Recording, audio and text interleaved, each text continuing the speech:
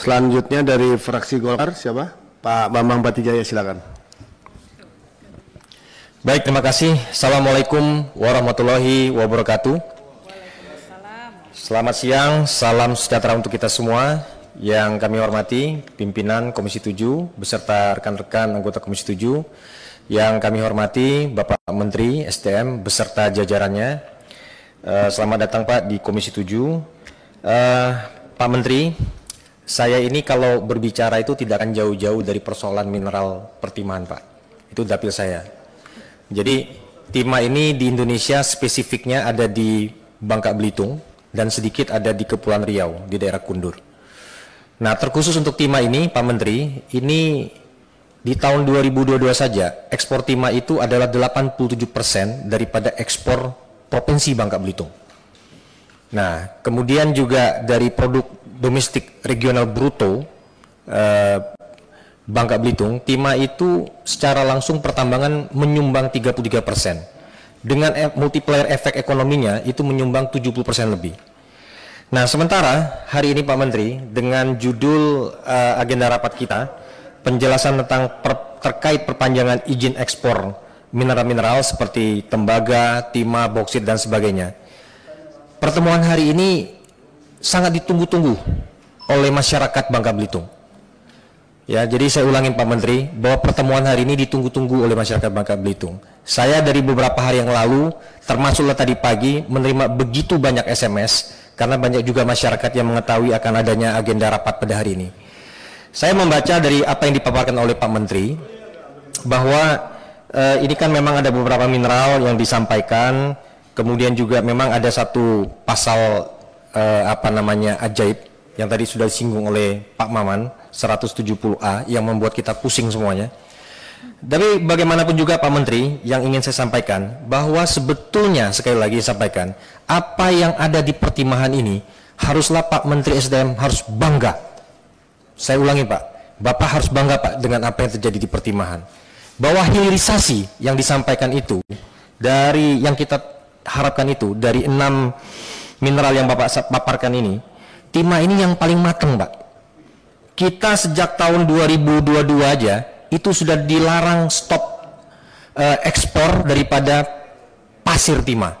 Jadi kalau di nikel itu nikel ore-nya, kalau di boksit ya boksitnya, kita ini sejak tahun 2003 itu sudah melakukan hilirisasi dalam bentuk smelter. Dan hari ini produksi daripada Bangka Belitung timahnya adalah ingot atau timah balok dengan kadar 99,9%, 999. Nah, ini yang saya sampaikan bahwa dengan adanya spekulasi-spekulasi dan informasi yang tidak menentu, ini membuat ketidakpastian di dalam berusaha di Bangka Belitung dan kemudian juga menimbulkan rasa tidak nyaman, tidak tenang. Oleh karena itu, saya pikir perlulah kami mendapat satu penjelasan secara eksplisit dari Pak Menteri tentang bagaimana jika memang timah ini kalau memang sudah clear ya dinyatakan clear saja Pak Menteri bahwa tidak ada hambatan di dalam hilirisasi pada sektor pertimahan karena sebetulnya memang sudah terjadi hilirisasi dalam tahap awal seperti itu. Jadi seperti yang saya sampaikan tadi bahwa produk daripada timah kita ini sudah 999. Memang sebetulnya yang kita harapkan adalah pemprosesan lebih lanjut, hilirisasi lebih lanjut. Tetapi kita juga menemukan beberapa kendala-kendala di dalam proses hilirisasi lebih lanjut tersebut. Kita tahu bahwa pada saat ini timah ini dipergunakan untuk timah solder, timah chemical, tin plate dan sebagainya. Sebetulnya bisa lebih daripada itu, tetapi dikarenakan aturan fiskal yang memang memberatkan daripada industri pengembangan hilirisasi timah di dalam negeri. Bayangkan sekali lagi, saya sering sampaikan ini, bahwa dikenakannya PPN 11% terhadap ingot itu betul-betul memberatkan. Sementara kita ini adalah masyarakat MEA, masyarakat ekonomi ASEAN. Orang kalau begini Pak Menteri, kalau selisih harga dalam dan luar negeri itu adalah 11%, mereka lebih baik kirim saja ke negara-negara ASEAN, lalu bikin pabriknya di sana, nanti masuk lagi ke dalam negeri. Sebagai catatan, di tahun 2021 saja, itu ada 15 item barang-barang yang diimpor masuk ke dalam Indonesia, dan itu nilainya sekitar 95 juta US dollar. Itu data dari BPS. Nah, ini kan kita ini membuat sulit kita sendiri bahwa kita ingin melakukan hilirisasi, tetapi regulasi fiskal daripada pemerintah sendiri mempersulit, menyebabkan tidak kompetitif sehingga orang berorientasi kepada ekspor. Nah, hal seperti ini saya pikir perlu kita sepakati. Juga saya melihat mungkin pada mineral-mineral yang lain, tadi saya bertanyakan kepada Pak Andri bagaimana misalkan apa yang terjadi pada ferronikel, tapi saya belum mendapatkan jawaban. Mungkin ferronikel juga untuk kebutuhan dalam negeri juga dikenakan PPN 11%. Sehingga ini memberatkan tahapan-tahapan di dalam kita melakukan hilirisasi. Saya pikir Pak Menteri itu yang pertama yang saya sampaikan. Dan yang kedua, ini terkait dengan, saya sedikit melebar, PP nomor 26 tahun 2022 Pak Menteri, tentang pungutan PNBP. Ini kan terkait dengan penerimaan negara kita. Di dalam menambang timah, ini ada beberapa mineral ikutan. Salah satunya itu adalah yang sangat populer pada saat ini dibicarakan, itu adalah monasit dan xenotim dan zirkon, kemudian juga ada ilmenit. Yang jadi masalah Pak Menteri, ya, saya jadi heran bahwa di dalam PP tersebut, ya kan, ada mineral monasit yang mengandung, ya, saya ulangi, yang mengandung thorium dan mengandung logam tanah jarang, tetapi dalam PP ini cuma tarifnya 1%.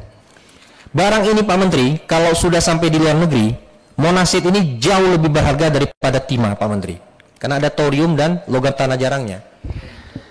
Oleh karena itu saya minta kepada Kementerian SDM, tolong PP ini dievaluasi. Saya menuduh ini ada bandar yang bermain. Ada bandar yang bermain. Ya. Karena kenapa?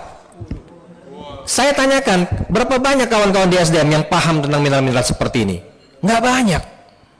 Tetapi ini tiba-tiba sekonyong-konyong sesuatu barang yang saat ini juga oleh Komisi 7 sedang perjuangkan adanya RUU EBT, energi baru terbarukan. Kita perlu yang namanya energi nuklir, thorium dan sebagainya. Ini barang yang menjadi bahan baku kita malah menjadi terbuka untuk dijual ke luar negeri dan dengan tarif yang sangat murah, hanya 1%.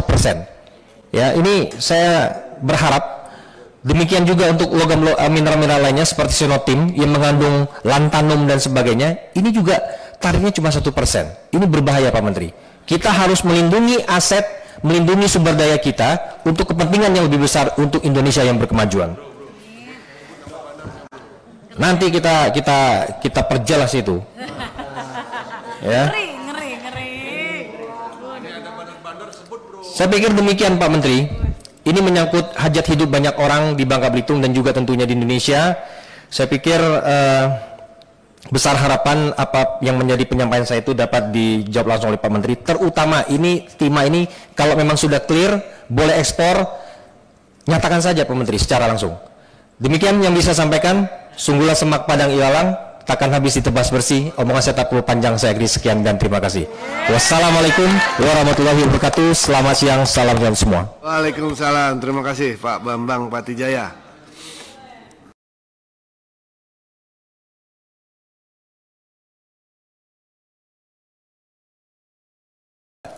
Jadi sudah tidak ada masalah. Oke. Nah, dan kemudian monasit dan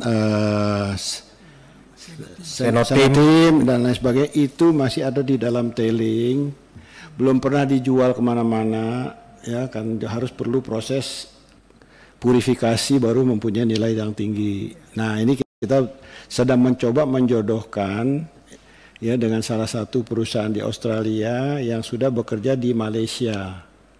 Ini kita sudah bertemu dengan PT Timah. Ya, tinggal PT Timahnya aja gimana responsnya.